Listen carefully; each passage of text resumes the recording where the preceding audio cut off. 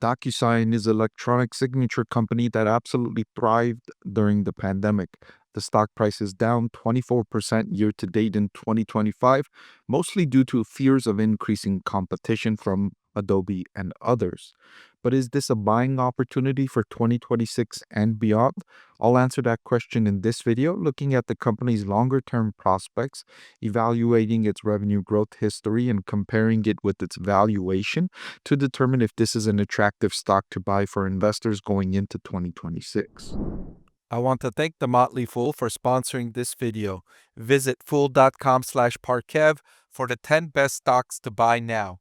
So you might view DocuSign as one of the companies that benefited significantly during the pandemic as social distancing was encouraged in nearly every part of the world. And that is true. The company did benefit significantly with its revenue increasing meaningfully during that time.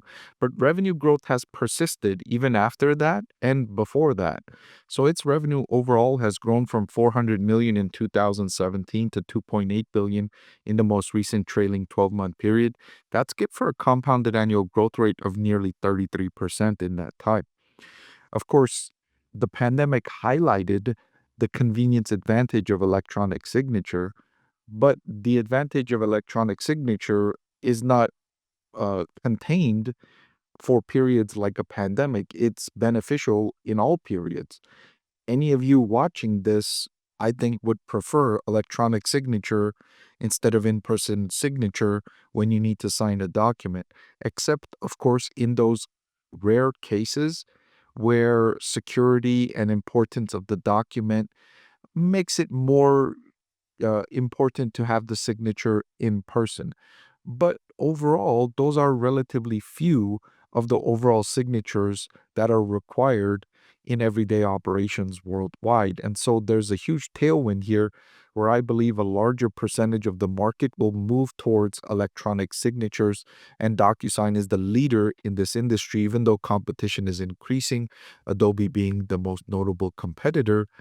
I don't think many other competitors will join, especially many other bigger competitors, because even though I highlight that it's a growing market that's expected to continue growing for many more years, it's a relatively small market with overall spending less than $100 billion annually. And if you're a large tech company like Microsoft or Alphabet or Amazon and others, that's not an attractive opportunity. That's not an attractive market to spend energy and resources trying to capture, because even if you capture, it's a small reward for your investment. And so DocuSign, I believe, will continue to dominate this market, and I don't think very many competitors will join. If anything, I think DocuSign could be an acquisition target. If one of those bigger tech rivals wants to go into the space, I think it would be more attractive for them to try and acquire DocuSign rather than make all the investments to try to build the business from scratch. And so for the risk factor, I don't think it's as high as some investors might expect, and most notably because of the relatively small size of the market. Looking at profitability and measuring using the return on invested capital specifically, DocuSign has been demonstrating significant improvement from negative 57% in 2019 all the way up to positive 0.8%. The investments in research and development to create the platform, to create the products, are mostly behind the company. Going forward, it will only require incremental investments to, bolt on some certain features to its existing tech suite, and won't likely require huge capital expenditures to build significant new products in addition to what the company is currently offering. So moving forward, the company is benefiting from the investments it made several years ago.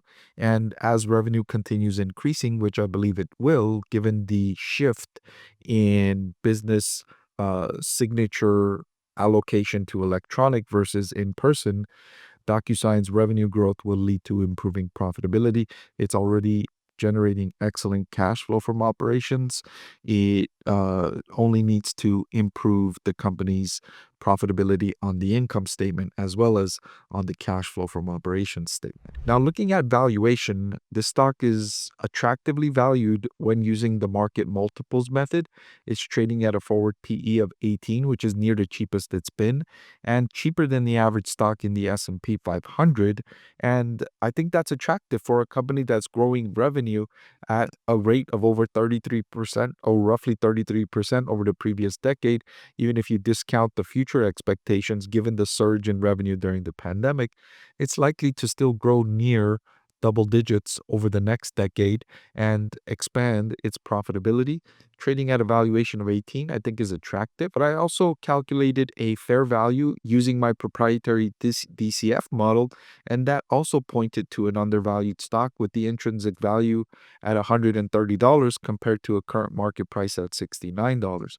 So to answer the question, do I think this is a buying opportunity for 2026 and beyond? The answer is yes. Hey, if you value my process for researching stocks, I think you'll appreciate access to my spreadsheet containing my discounted cash flow valuations, which calculate a fair value for over 200 companies. It answers the question, what's a good price to pay for a certain stock? You can get access by joining our channel at the investor tier or above. See the link in the description or click the join button below to learn more.